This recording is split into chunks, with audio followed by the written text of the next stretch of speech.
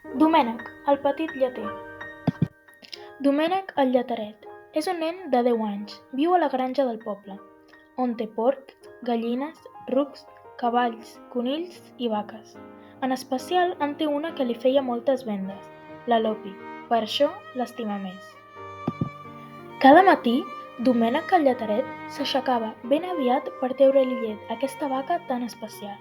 Durant el dia, en Domènec va fer un munt de diners. Estava tan feliç que se'n va anar a comprar unes tomates per fer el sopar i a la tornada va posar a tots els animalons dins la granja, llestos per dormir. L'endemà, el lleteret més famós del poble va treure els seus animalons per veure quants diners feia avui, quan, de cop i volta, es va adonar que li faltava una cosa. La vaca! Domènec es va posar histèric i trist. Havia perdut a la Lopi, la seva vaca més preiada.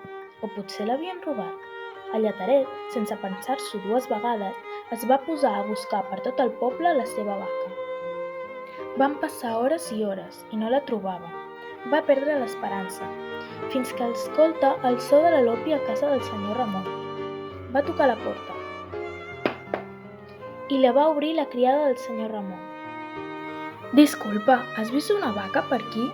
No, no n'he vist pas cap una vaca per aquesta zona. No són habituals.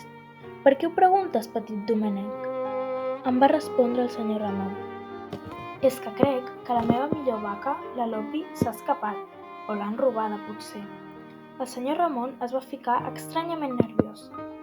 Doncs no hi ha pas cap vaca per aquí, va dir tot nerviós abans de tancar la porta d'un cop.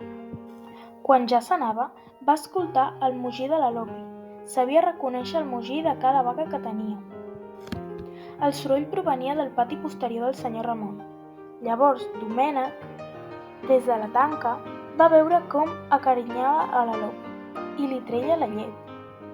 Domènec es va posar furiós i quan anava a saltar la tanca es va caure de manera que va tombar la tanca que envoltava el pati. Tot el poble va anar a veure què passava i van veure que, clarament, el senyor Ramon era el lladre. El poble va començar a escampar la notícia i van decidir no tornar a comprar llet d'en Ramon mai més. Domènec va portar la seva vaca al seu lloc i van tornar a venir els guanys. El senyor Ramon es va empobrir i va quedar ben sol.